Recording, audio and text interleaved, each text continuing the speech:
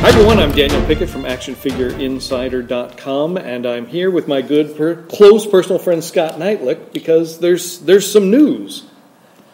There is some news. So I'm not sitting down with you to talk about what I usually talk about, which is Mattel product. Right. The news is I have actually left Mattel.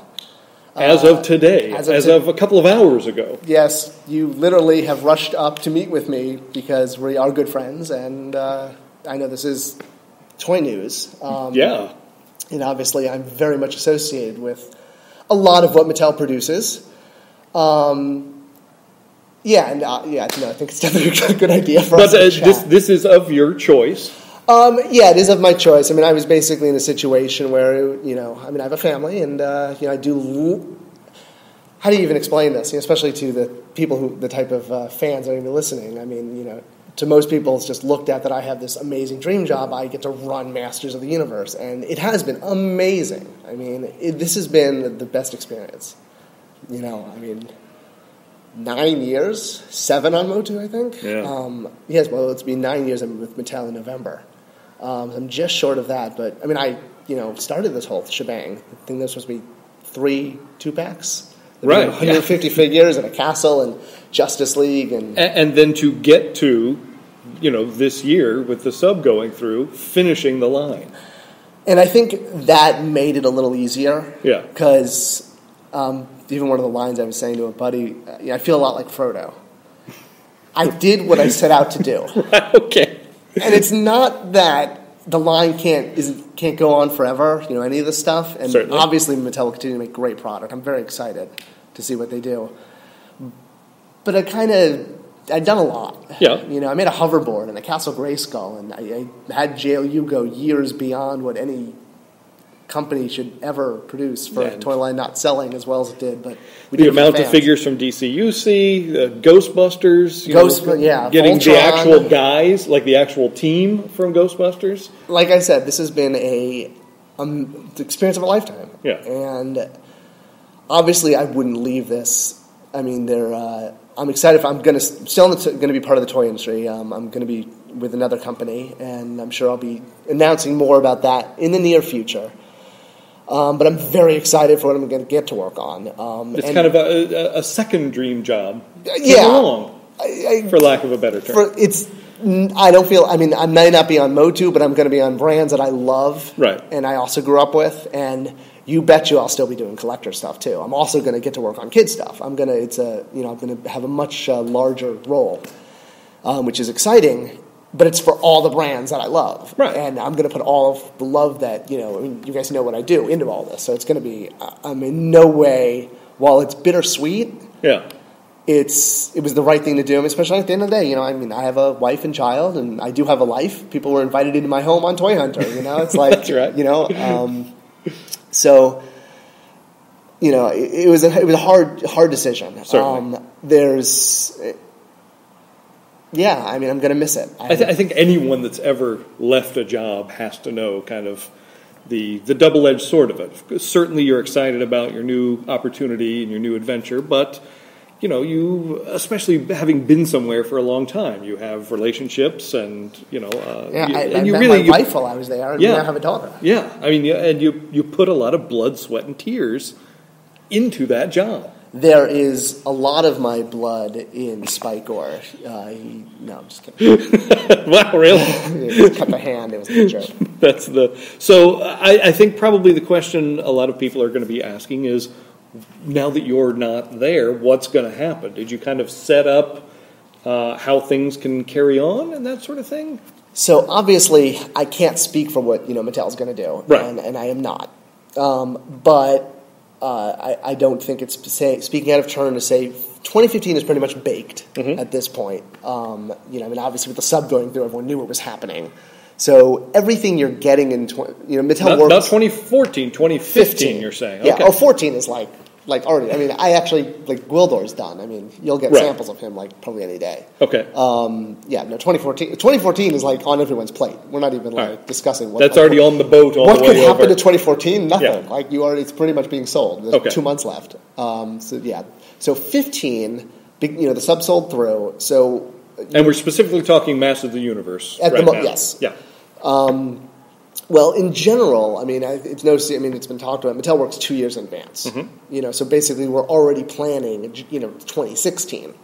Right. So you can imagine. So essentially, you can extrapolate. I've been there for all of 15. Right. And I've now been there for a lot of the early work for 16. Okay.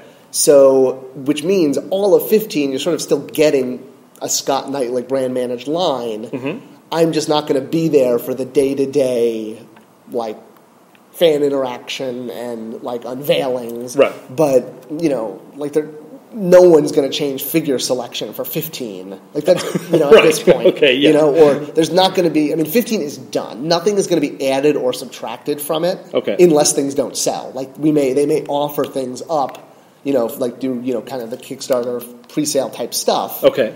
Like other, other mini subs or other big items or other prop replicas or other whatevers. Yeah. And if there's no support, it could go away. But there's not going to be at this point, new development is 2016 is what I'm trying to say. Right. So okay. Everything you're getting in 15 from January to December for all brands is still pretty much a cake in the oven, almost ready. Okay. It just has to get frosting and candles. Right. And right. how the frosting and candles are going to look, the day-to-day of 15, that's where I won't be involved. Right.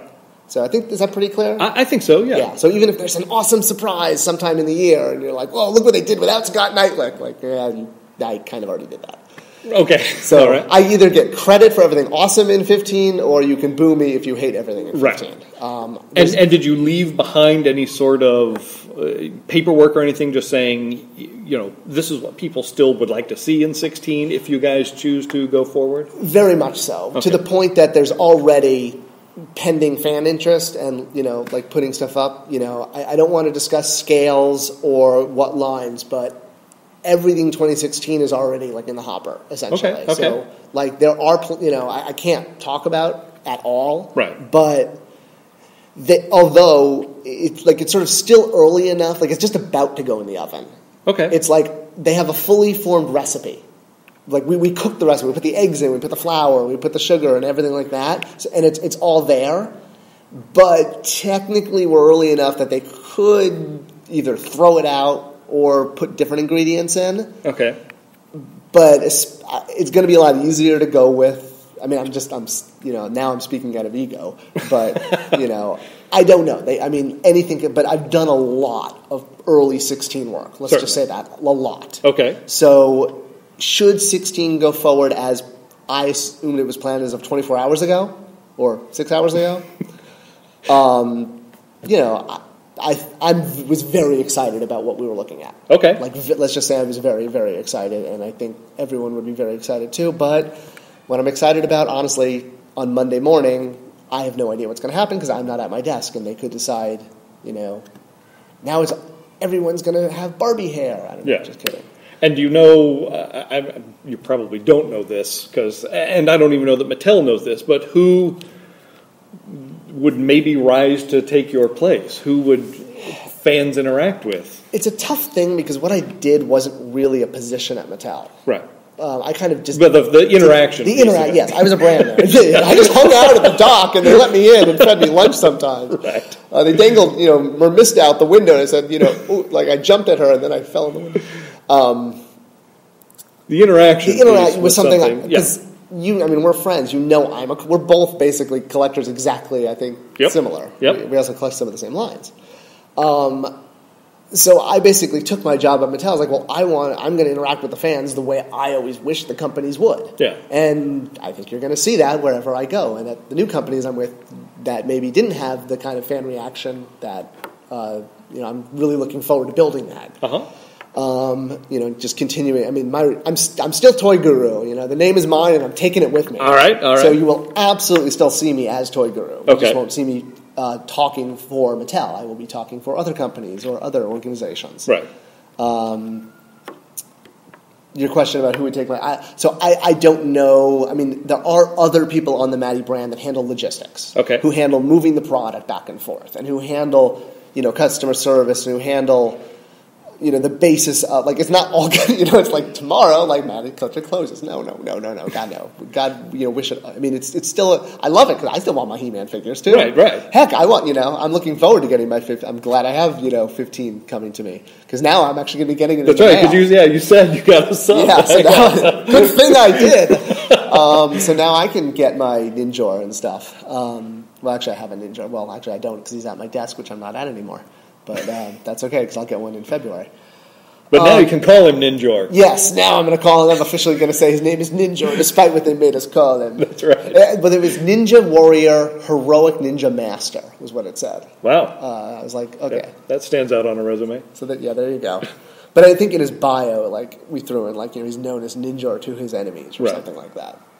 But I mean, too, I would think you would have some trepidation leaving just with the Masters of the Universe movie potentially coming forward at some point, like all the DC announcements, the Warner Brothers things that were just made. I mean, but there's a lot of exciting stuff coming up, absolutely. And I think I wouldn't be leaving if I thought I was missing out on amazing opportunities. Right. I think one of the great things is no matter where you are in the toy and movie industry right now, no matter what studio you're at, toy company, you're working on awesome stuff. Look what's happening. I mean, look what is happening. Can we just take a step back? Let's see what's in development. Okay, like unlimited Marvel movies, unlimited DC movies, more Harry Potter universe, He-Man, Masters movie. It is Star Wars through infinity. And Star Wars. Yeah, and Star Wars. Like, hello, oh my God, we're going to get a Star Wars movie every year for the rest of our lives? What the H? Yeah. Like,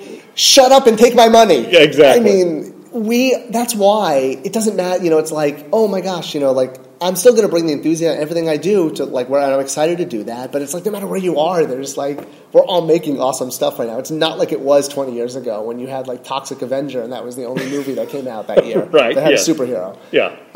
We are living in a golden age. I mean, look, Guardians just cost $700 million in China. $30 million opening. Yeah. I mean, that just shows you, like, I mean, how they didn't do this with Firefly, but it just shows you, like, this stuff, what we all love, when done with love and done right, really have resonance with the public. And, like, we were right, see? Yeah. All of us nerds, like, and geeks and, like, we were right. We were into the stuff that was cool, and we were ahead of everybody. That's true. And that's, I think, what makes us really great, is all of us in this toy collecting, is because, like, we're already, what we love, the world hasn't always woken up to yet. That's right. Yeah. God, I'm blathering on. So potentially, I know you can't say anything new about your new position yet, but we would potentially still see you at events like Comic-Con and I don't doubt Toy it. Fair and stuff like that. I'm still going to be, I'm still in the toy industry. Right. Like, absolutely. Okay. And, I can't imagine I will be far from, and I'll probably still be on all the boards and, like, talking to people, and, if anyone ever wants to have me on these things, like, I can still talk about, like, my payout. I'm not going to, like, I'm obviously not going to divulge corporate secrets. Right. You're saving that for the book deal. Saving that for the book deal. And I have nothing but wonderful things to say about Mattel. It was a great company, and they gave me great opportunity. Yeah. It was nothing but just, I had to, it was time to move on. It's 9 years. It was a lot to be with the one company these days, which is kind of weird. It used to be 50 years and a golden watch. And, right. Yeah. That's just not the case anymore. It's not. It really isn't. Generation. Yeah. And I don't even know where I was going with that, but just so how did they take your leaving? Can you say that? I don't want to go into too much detail because there's personal relationships there. Yeah. But they definitely wished me well. Okay. And I think they all understood. I think there was definitely this wasn't like, why would he be doing this? I think it was like, okay, you're right. Like, it's sometimes, people need to move on. And it's too fresh right now, but, again, it's like picking your favorite child, but can you talk a little bit about some of your proudest achievements in those 9 years? Oh, yeah, this one's the fun one to talk about. Because I see, like, this is what I mean by talking about the past. Like, I can definitely, like, I'm not going to, exactly delve into, like, well, now tell us everything about, like, how many units you made. And I'm like, no, but yeah. I've definitely often kind of thought of, like, a top 10. Because this has been a dream job. This has been, no doubt, a dream job. My job before this, I hung JLU figures in a like one of those butterfly box frames. Yes. You know what I'm talking about? Yeah, I do. I bought 2 butterfly box frames with pins, and I pinned up the main 5 Justice League and the main 5 bad guys as like art, and I hung them on my wall. Okay. At my job I had before Mattel. Okay. And to go for, and I found a Chase 2002 or 3 Mechanic, the one that had like different colored glasses, the rare one, and I flipped it on eBay. Okay. And I found it during a lunch break at my previous job, and I was like so excited I found that. Yeah. And to go from those experiences to what I've done is amazing. Yeah. I mean, absolutely amazing. And I'm so grateful for what I've gotten to do, which is why I have nothing but great things to say about Mattel. And amazing people I've worked with. I mean, some of the designers, I'm off track. You were asking me like my favorite things. But you can give shout-outs if you want to. Yeah. I mean, Bill Benecke, Terry Iguchi, Ruben Martinez, Brandon Sapinski, who, man, you Motu fans are in such luck. He's going to, like, if I could leave it with any designer, it would be Brandon. I mean, he is just going to do so much. You guys have seen. I've seen the comments already. People get it. I think when people started seeing the stuff you revealed with the New York Comic Con stuff, I think they were attributing a lot of that to totally. to Brandon. Absolutely, like, Brandon gets like it's funny how like. Let's talk about how like I get blamed for like these things that like I don't do, but whatever. But like when design does good, they get But no, he did absolutely. Brandon's bringing his A game, and he's there are some really really awesome things coming up, and he's like having a designer who's excited to work on it does open doors because it just makes it easier to do things. Right. Finishing JLU. Right. That is definitely going to be a topper. Okay. Because it was supposed to end with Grodd. Like he was the last figure. Right. And like I remember there was a meeting and we pitched the Target JLU continuation, the one that had Question and Captain Atom and Galatea and stuff. Yeah. God, how do I remember all these figures?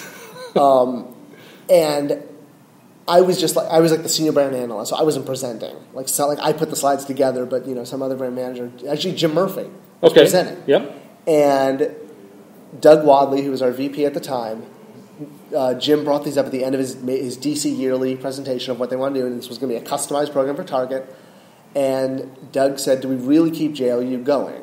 Like, it's done." And he turned to me and was like, "Do we?" And I said, the form factor is working. It's so hard to get people into a form factor. Don't stop one that is working and try to get them into something that you don't know if it's going to work. Yeah. I was like, okay.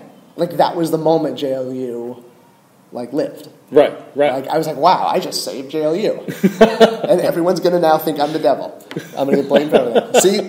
And but never expected. I mean, I just wanted to get Question and Captain Atom out there. Okay. Basically, that's all I wanted to do. Yeah. I was like, if we could because it just felt so wrong to not have the Question and Captain Atom in this line. Yeah.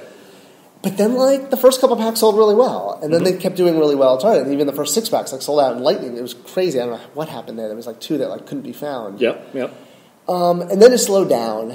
But then we got Maddie going. And we're like, I thought JLU was going to be the backbone of Maddie, the way Motu wound up being. Right. Because honestly, a lot was because of your site. The JLU fans were just so all over the place and, making all these customs. And I was one of them. Like I said, I was pinning them to my wall as art in my previous job, which was not in the toy industry.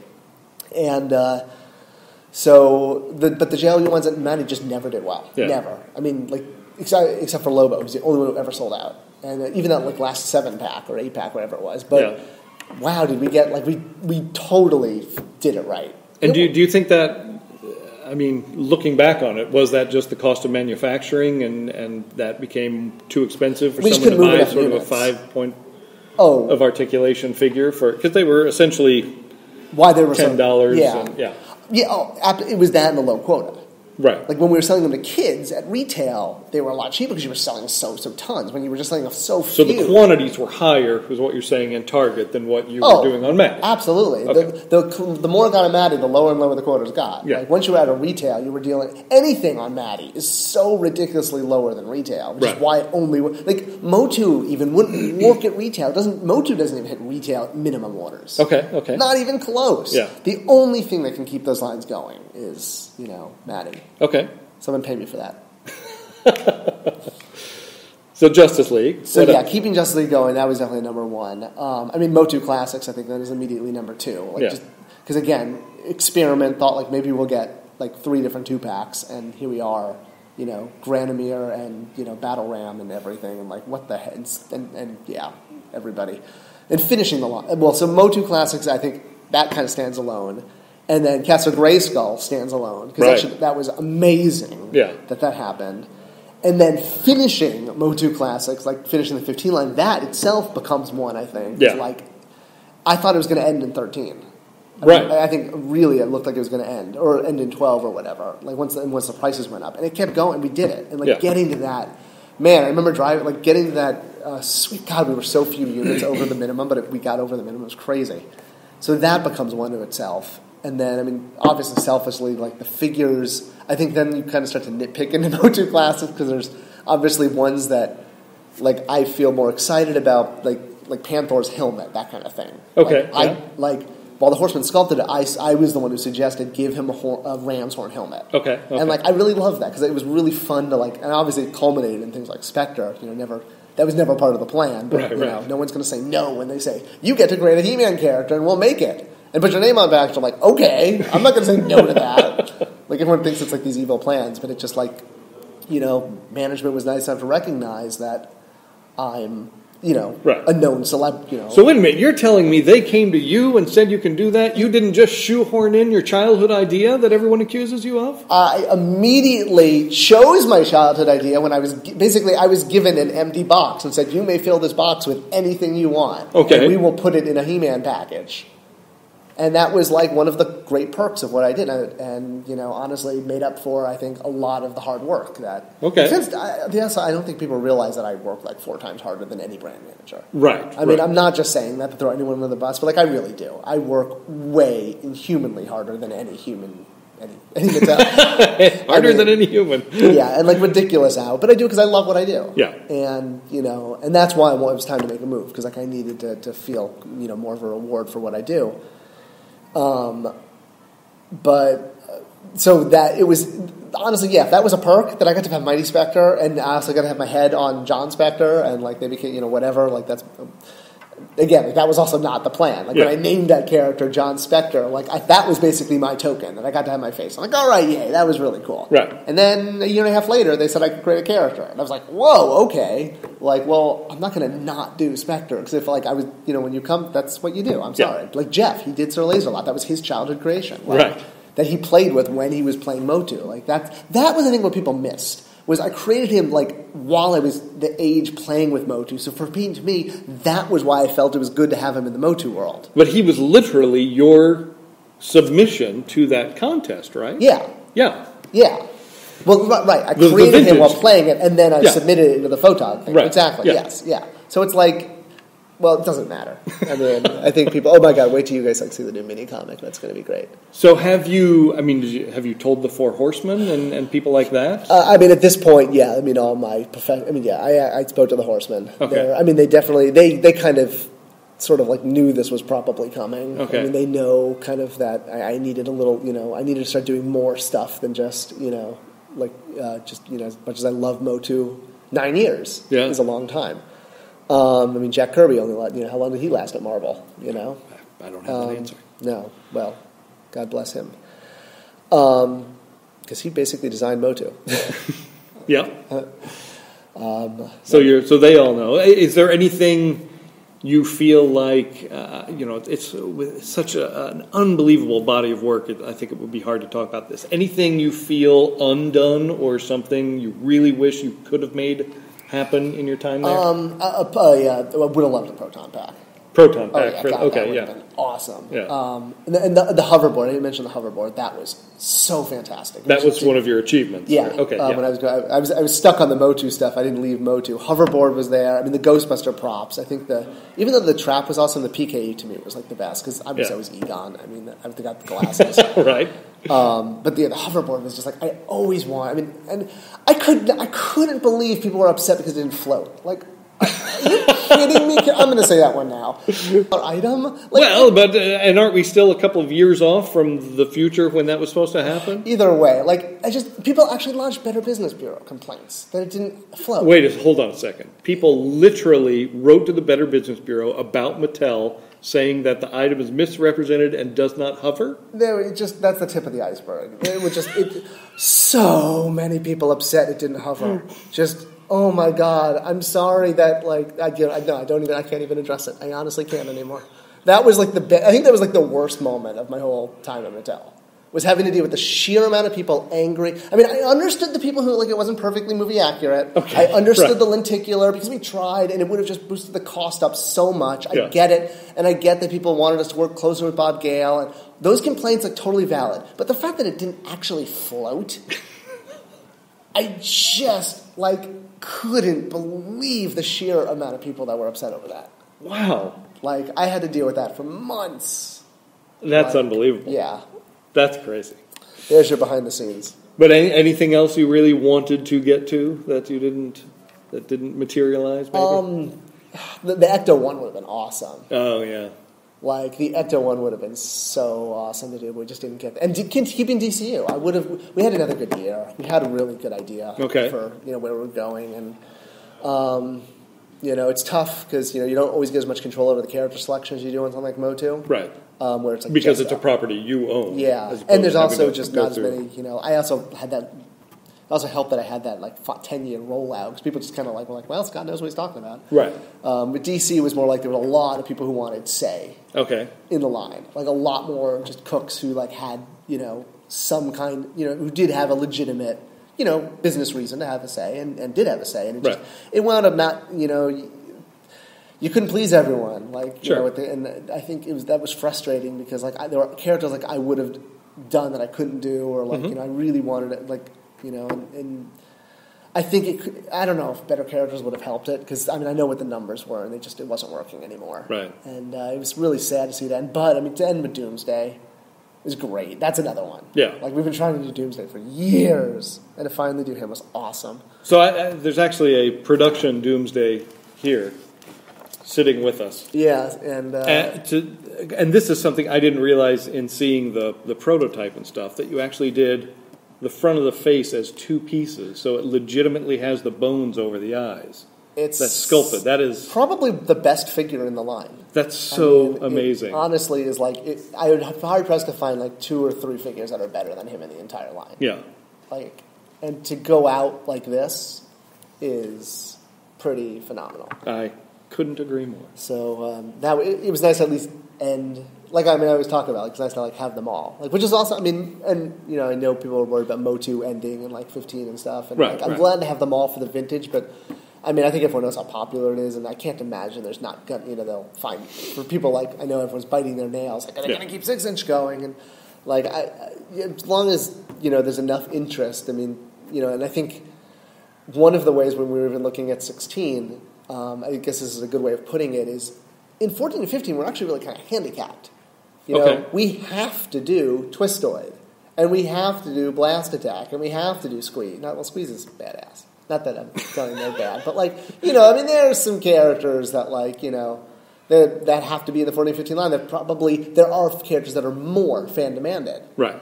So, but it's that whole finish the vintage line thing kind of trumps in a way. This is one of those weird, surreal laws of the toy. Yeah. The contract between manufacturer and customer. But that customers want, and we made a promise, and they, I think, agreed to the promise to finish the vintage line by the end of 15. But if you really looked at the brand as a whole, there are a lot of characters that are probably more popular. Sure. Than, say, Blast Attack. Okay. Or Dragstore. Yeah. Or Rio Blast. Or who are some the other... they all wind up looking so cool because the Horsemen are amazing, but you know what I mean. I do. So that definitely helps when looking at the future. Right. Let's just say that. Okay. Because it's not like there aren't highly fan-demanded characters to do. Right. Just because they weren't a vintage toy. Yeah. So, and like I said, I was heavily, heavily involved in pre-2016 planning. Okay. So... And I will also tell you guys all, when and if a 16 comes out, and as things roll out, I'll tell you, at that time, like, yes, that was the line. Okay. Or I'd be like, no, wow, they surprised me and did something completely different, and like, all getting Thundercats now. Do you feel like your higher ups kind of understand the fandom of Masters of the Universe? They definitely do. Okay. This line, I don't think the movie would be happening without this line. Okay. This line changed made everyone realize how hot. That if anything great came out of it besides all the toys, it's how much it convinced the corporate world that this is a viable property, and it's all of us fans that really have to, for supporting it, because you did. Right. It outsells everything on that. Okay. I mean, it's at tier 2. Yeah. DC couldn't even be at tier 1, and that pretty much is the way of putting it. Right. So, yeah, I think everyone should feel really good about the way that, shall I say, corporate America is looking at the Motu brand. Okay. And, everyone knows there's a movie in the works. And, Yeah. like Jeff even came to the Motu fan the He-Man.org get-together that they had, the Power Party. Yeah. Like, the director of the movie came and hung out with the fans. Have you ever seen Michael Bay come hang out with Transformers fans at a bar? No. Okay, so, like, I'm really excited about the future of Motu. Like, I am. Like, I can't wait to see the movie. Yeah. Like, I have no idea what, it's going to be like. I won't be at Mattel being involved in it, but right. I think it's going to be great. I think everyone's excited about it, and I'm still a He-Man fan. Yeah. It's not like I just switched the light off, right? So I'm still excited to get my 15 figures. I can't wait to finish my line. I'll have to go online and try to find the non-sub items in the chase figures. That's going to be annoying. Oh yeah. I used to just get them at my desk. Right. Yeah. Again, it was a nice fringe benefit, but I think I worked a lot. Really hard, and I deserve to get free He-Man toys for 7 years. Yes. If I got free He-Man toys, that's awesome. But again, I can't work for free He-Man toys these days. Right? Yeah. That doesn't kind of a good way of putting it. Put food on the kid's plate. Yes, it's nice to get Mermista a month early, but I have a 4.5-year-old, and to her, Mermista she had no interest in Mermista. Huh. I gave her Mermaid Barbie. Right. I gave her Mermista, and she had no interest in Mermista because she doesn't have rooted hair.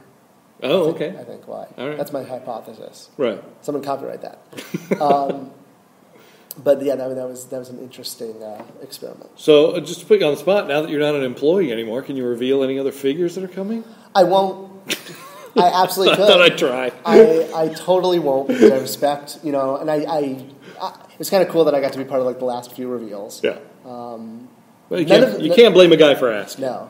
It's funny, none of that was planned. It wasn't I knew I was I didn't really know this was happening until very recently. Even when I recorded those videos, I did not know this was happening. Yeah. So besides, you all know who's coming in 15. Come on, do the math. Right. At this point, I think if you can't figure out 99% of the line, then you're not you don't deserve your He-Man badge. Yeah. So it has been an adventure. I'm so grateful. I'm so grateful for everything I've done. I'm so excited for what I'm going to be doing in the future. You'll know me on the boards. You'll know Toy Guru. I'm not going away. I'm still going to be a big part of this industry. Okay. And I love it. I'm so grateful for the opportunity that I've had and I continue to have. And I wish everyone the best. It's I'm definitely going to be. I think it'll be fun reading the boards in the next couple of days. Right. Yeah. I'm sure. Obviously, I've been a big part of this brand. I have been. I started it. I pitched it literally. Yeah. I literally went in and pitched this line. What became this? Yeah. And because it's funny. This will be the last. I blather on. When you're looking at say the origin of Motu Classics and saying the Horseman designed it and pitched it. Right. But they didn't pitch Matty Collector. As far as they knew, they were pitching a retail line. There was no distribution, right? Connected to this. They just thought this would be cool. Yeah.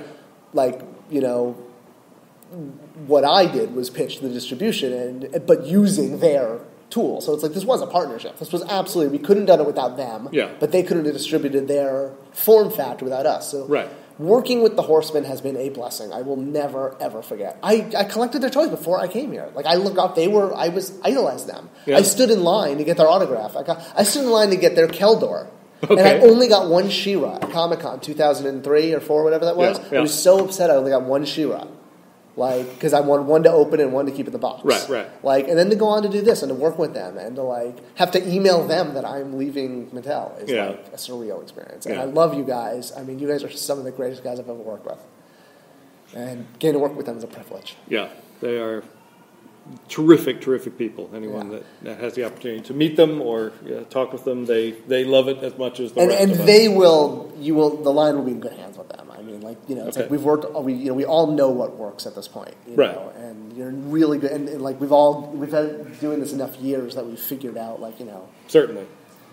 So I think that everyone's still in for really good stuff. The world is not. Trains keep going and battle rams keep battling. That's right. Well, personally, I want to thank you for all of your hard work, everything you've done, keeping us informed, being just such a resource to fans and collectors. The sheer volume of stuff in my collection that you had a hand in is remarkable. And just best of luck. We certainly will be keeping in touch, and talking about your new venture as soon as that gets announced on a wider scale. But just really thank you, and best of luck. Yeah, thanks. I'm excited. I mean, I'll talk to you next week. Okay. And and to all the fans out there, guys, I mean, we could not have made any of these toys if people weren't buying them. I know I've always said that, but it's like, remember that, because remember when you're supporting lines, you're supporting. I think people miss that a lot, that you're supporting more future figures too. Mm-hmm. Like passing on a figure is a message that I don't want more. Right. And remember that, because the more you buy, the more companies will make. That's true. And when I keep always trying to say that, we'll make these as long as you keep buying them. So if you ever ask yourself, will there be this line next year? Just ask yourself, well, are people buying them? Right. And if it's selling well, you'll probably see more of it. Yeah. If it's not, you probably won't. That is true. It pretty much ends with that. Well, thank you very much for sitting down with me at this very short notice, and I hope you have a good, relaxing weekend. Yeah. I'm gonna just go watch Futurama and Sherlock marathon, and I'm going to go chill out, and I've deserved a long coming vacation. Absolutely. So this is Daniel Pickett with Scott Neitlich, and we'll certainly be hearing more from this gentleman soon. Ahoy, hoy.